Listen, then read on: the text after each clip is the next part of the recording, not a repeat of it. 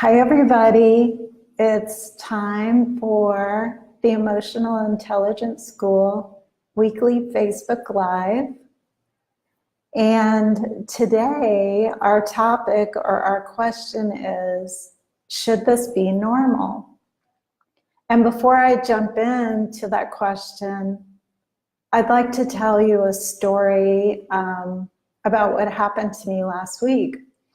So I live in a little town, a little seaside town on the big island of Hawaii called Hilo Bay. And there is a natural food store on the bayfront. And I work 5 blocks away from that store. And I will take a walk there once a week to buy some treats. And one day last week when I was walking to the store, I crossed paths with a street musician. And this street musician is very good at playing the blues guitar, and he's a good singer and a talented person, definitely a talented person. I first encountered this street musician about 2 months ago, and when we made eye contact as I was walking by, he looked at me in that way that women are very familiar with.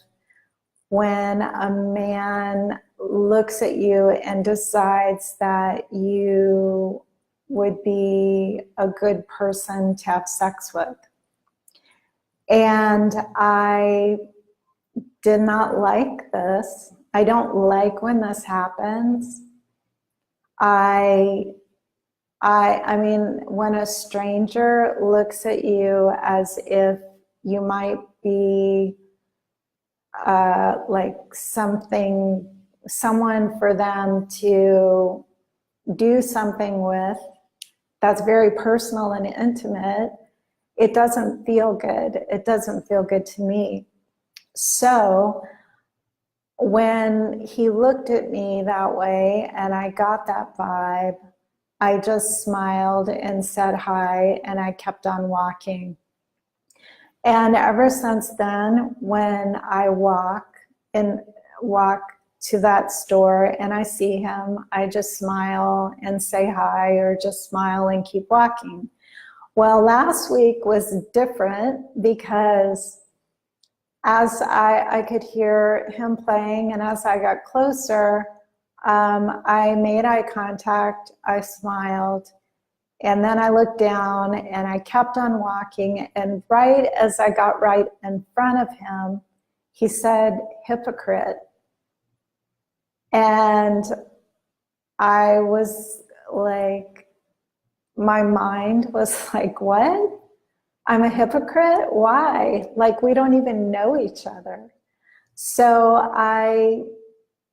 And then the next thing I thought, and I think women often think this, is, did I really hear that right? Did he just say hypocrite? Did he mean me? Did he mean someone else? There wasn't anyone around, and he said it right as I walked by him. But the most important thing is the third thing that I thought, and that was, from now on, I'm going to take a different route. I'm going to walk around where he stays, where he plays his music. But I caught myself, and I was like, all of a sudden I realized I was going to do something different because I didn't want to encounter this guy. And then I thought, but wait a minute, I'm a part of this community. I live here. I contribute and work in this community.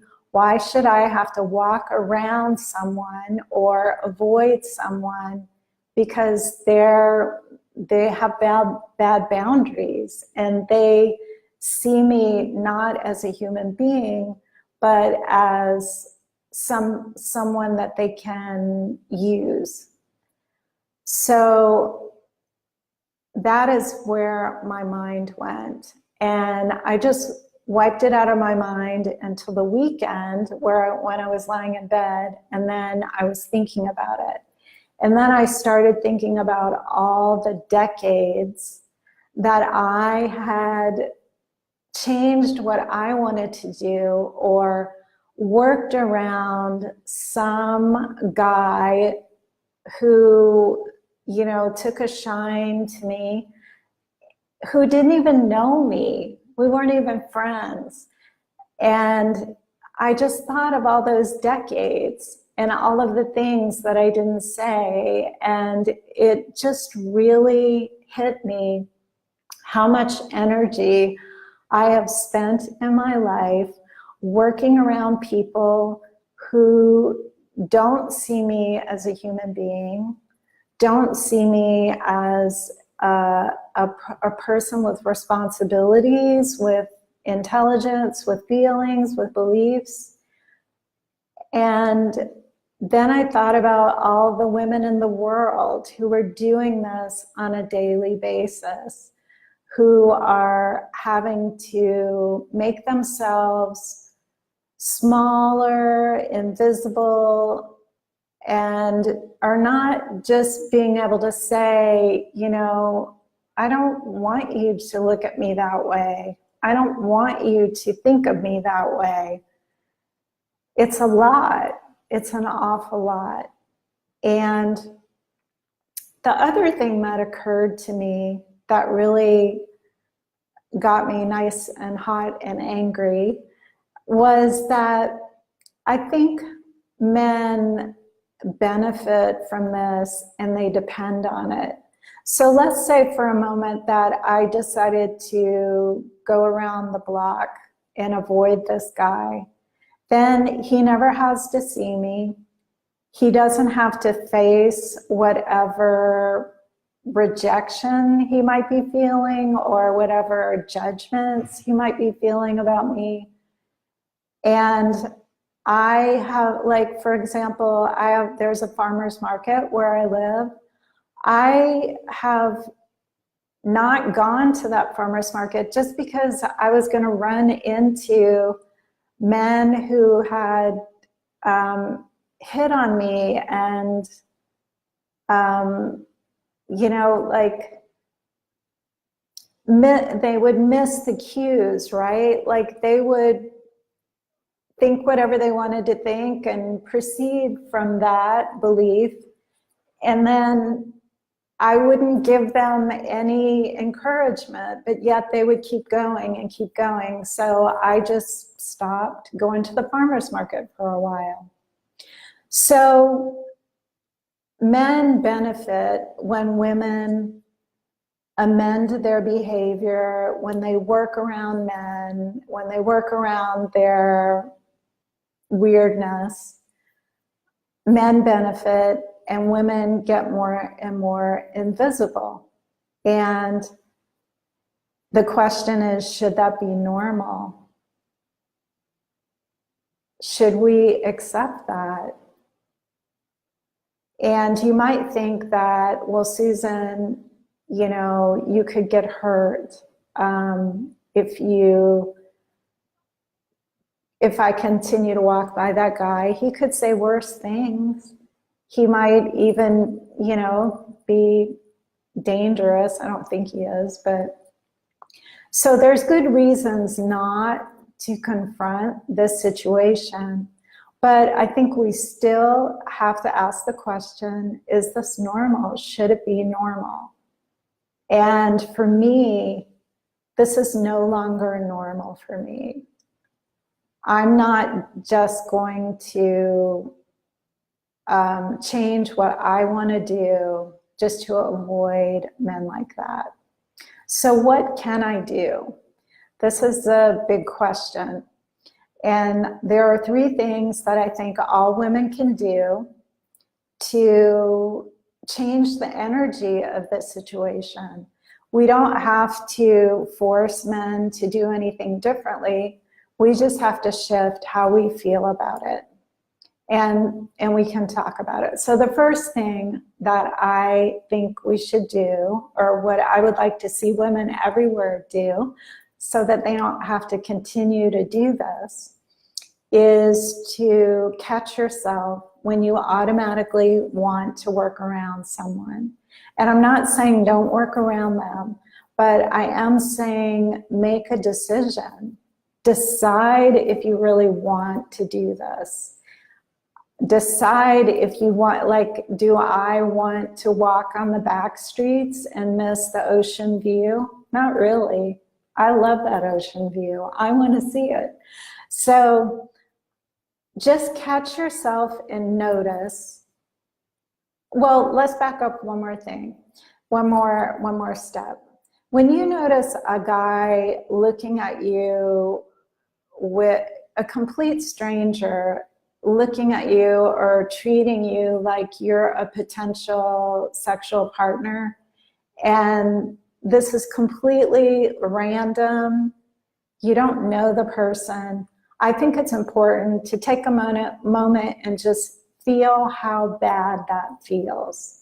Because I think as women in this culture, we tend to just brush that off like it's normal. But when you think about that happening every day to women all over the world for decades and decades, it's not a little thing. It's just not. So if you let in how that feels in the moment, and I would just stop and just let it in and just feel how bad it is. And in that moment of doing that, that person might have a realization. You know, there's no guarantees, but if you really let it in, what this experience is really like for you, you are listening to yourself, you're honoring your feelings, and you are making change, even though it doesn't seem like it, even if it's subtle. Then the next thing is, if you make a conscious decision of whether to alter your behavior or not, and if you feel threatened or feel unsafe, you definitely should. I would never recommend that you not do that. But I think we have to ask ourselves the question. And there's more play in there than you might think. But our culture is held together by threats of violence and actual acts of violence. So do be aware of that when you make a decision to either keep doing what you want to do or work around the person. And then the third thing I think what you can do is to talk to people about what you're experiencing. Like I'm doing with you now. I'm telling you, women everywhere, that this is no longer normal for me. And I know what a burden this has felt like for me. And I'm guessing it's a burden to you too. And now that it's out in the open, it's not subconscious, it's not just a default behavior. We can do different things. We can shape our culture, because guess what? When we work around all that bad behavior, all that sexist behavior, all that objectification, we are creating a culture where it's okay. And we don't want to do that. We want to shape this culture. And one thing that I thought about after this happened with this particular guy on the street was, what if every day when I walk out of my door into the culture, I felt welcomed? What if I felt welcomed because I'm alive, because I contribute to this culture in positive ways for the greater good, for the greater sustainable good, because I work in this community, I pay taxes in this community. There's so many reasons, but for so many of us, when we walk out of the door, we feel like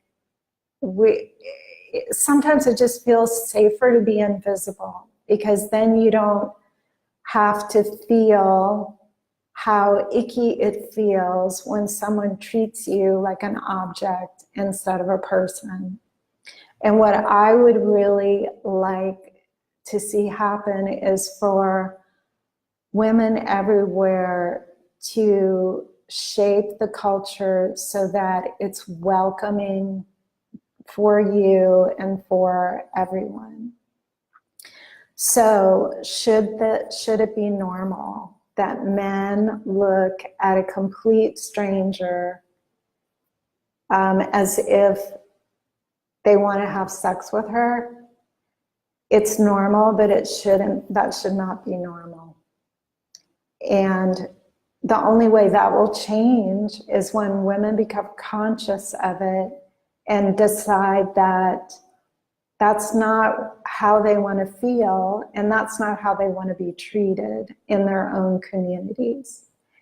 And one way to help women become more conscious of these things and to shape the culture is to be able to tap into the wisdom of your emotions, to be able to honor your emotions, honor what they're trying to tell you about your life, about the quality of your life, and to give you the guidance that you need to shape your culture in a way that works for you. Now, as for me, the next time I take a walk to my little natural food store, I will go the same way. Now, if the guy was like really scary, I wouldn't. And if he says, you know, something else to me or another remark, I am seriously considering asking him a question. And this is a little more advanced, but this is something you can do too. And I might say something like, well, why do you think I'm a hypocrite? What would make you think that? We've never talked, you know? So I might ask him, and I might explain to him that, you know, when he speaks that way, it's very disturbing. So I think it's time for us as women to speak up a little more, and I hope that you do too, because together we can change this culture. We're all a part of it. So if you would like to learn more about tapping into the wisdom of your emotions, you can message me, or you can send me an email at fluid, FLUID, integration, INTEGRATION @gmail.com. And I hope you have an amazing weekend. And I will see you next week, same time, Thursday at 5 p.m. Hawaii Standard Time. And we'll talk about I think I might do some more about things that we're tolerating. Should this be normal? Sorry about that, if you heard that noise in the background. But anyway, bye from the Emotional Intelligence School. Have a really great week, and I'll talk to you next week. Bye.